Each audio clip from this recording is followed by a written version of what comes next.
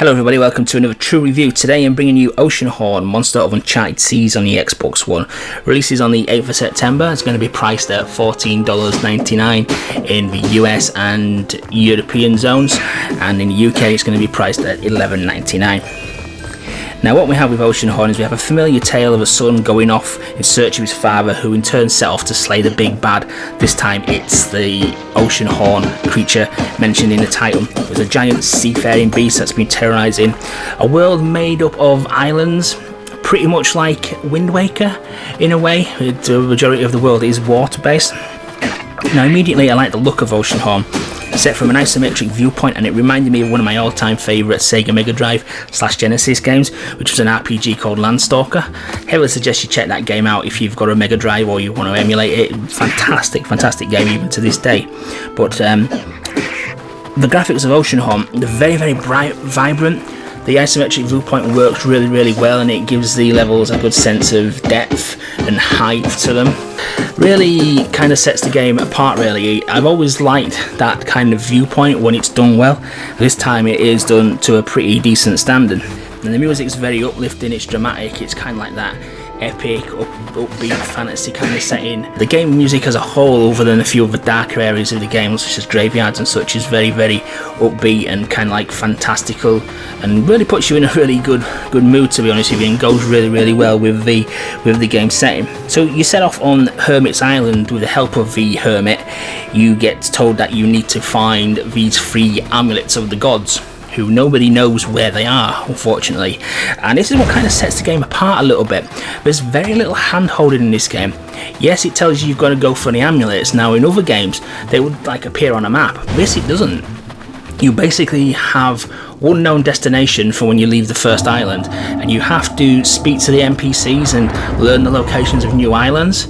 They may know something about the islands, they may not. If not, you have to just simply go to that island and discover its treasures. So that's quite an interesting angle they've taken it, really, that you can actually explore at will majority of the time, providing you have discovered the islands to actually go to.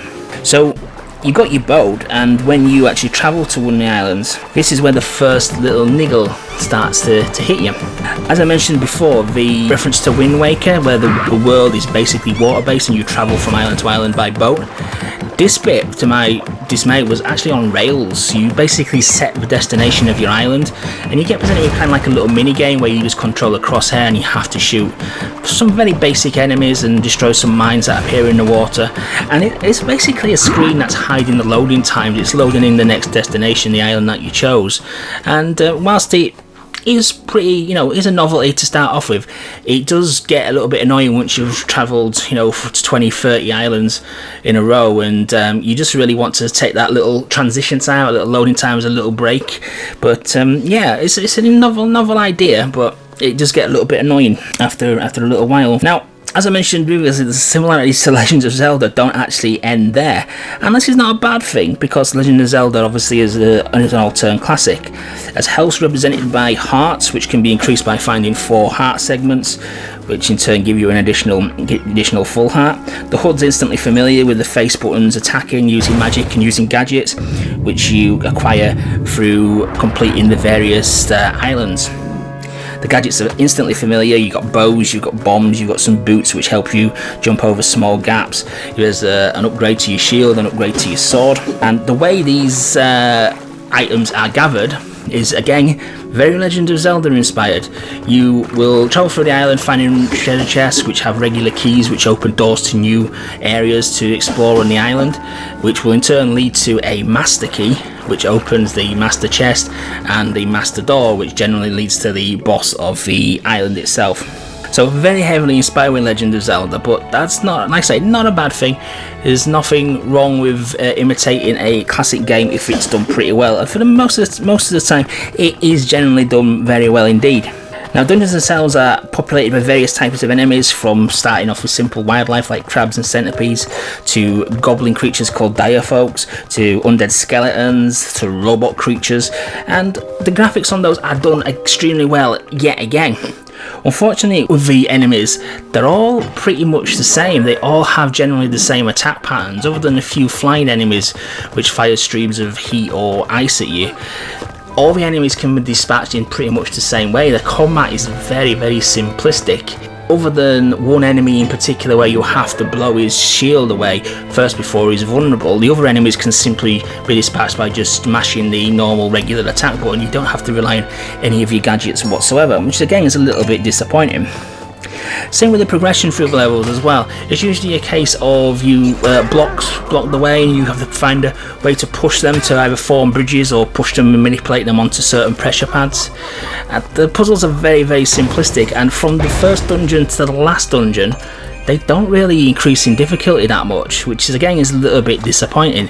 You would expect the game to progress in terms of difficulty, but it actually doesn't. It pretty much stays at a very, very simplistic level. Now, does making the game too simple and too easy detract from the fun? Well, the challenge can be fun, but also it can be a frustration, and I did enjoy playing this game for the 17 hours I think it actually took me to complete, which is a fantastic total for a game such as this, to be honest with you. Now, as per all my reviews, when playing them, I usually generally do a little bit of background checking into the game itself, and I was actually quite surprised to what I found, because I would never have guessed if I hadn't have looked. Now, this is actually a mobile port, which when you look at the problems I've mentioned with it, with the combat and puzzles being oversimplistic and the on-rails boating sections, you understand why that is the case then, because obviously a mobile game has certain limitations with the system and what you can actually do, and with it being a straight port, it obviously translates to the console itself, which is a bit disappointing, because whilst I love this game a bit, I think there's a bigger, better game ready to come out of this game engine, this game world that they've created. If it was built from the ground up with console in mind, with more in-depth combat, with a few additional moves, etc., a few different tactics to the enemy's configurations and how they attack, the enemy attack patterns, I think it would be a much better game screaming to get out of there. But nevertheless, it still is fun if you don't mind its simplicity. Now, turning to the achievements themselves, the achievements are generally pretty easy list, apart from one annoying achievement, which is for getting all the fish, because there's a fish sub-game in there. The locations of the fish aren't told to you in-game, they could be on any island, and they spawn randomly as well. Some islands have higher chances of getting certain fish, I've discovered, but again, you can be fishing 20 or so fish before they show up, and some of them are a right royal pain in the butt to actually catch. There's one that electrocutes you and can actually kill you while fishing. That's the hardest one to get, so it's a very annoying sub-game, and that's the really only annoying achievement really. The rest of the achievements will be pretty easy to pick up, just through natural progression and natural exploration. There's some collectibles to collect, but you can get a gadget which tells you when you're nearby to them, so that's not an issue at all. But it's pretty thorough achievement list, which encapsulates pretty much most aspects of the game. Oddly, there's not one for actually clearing the game, although the final achievement can only be attained once you reach the last island anyway, so you are literally minutes from game completion anyhow. Now, even though the simplicity of the game, as I've mentioned, it doesn't really detract from it that much. I played the game for 17 hours to its completion. I think I got a 92% completion rate on the game, just with a few chests that I haven't found on a few certain islands. So you don't go playing a game for 17 hours if it's not that good. And like I say, I can overlook its simplicities. I really wish it was a bit more complicated, but unfortunately it's not. But nevertheless, for the price you're going to be paying for this, if you're going to get, like I say, 17 hours out of it, that's a damn good return for your money, that, especially in an era where AAA games can have runtimes of 6 to 8 hours. So I'm going to give Oceanhorn a solid 3 out of 5. If the combat was more complicated and the puzzles were more complicated, this would definitely be a 4 without shadow of a doubt. But due to the shackles that it's got on it from it being a mobile port, unfortunately I only can give it really a 3 out of 5, which is still a fantastic score on my rating system. It's still classed as good, and I would recommend this as a definite instant purchase. If you're in two minds about it, it's a definite no-brainer once it gets a discount, but I would definitely give Oceanhorn a solid 3 out of 5 and recommend that it is a very worthwhile purchase. So thanks for watching, guys. Please remember to like, comment and subscribe, and I'll catch you on the next video.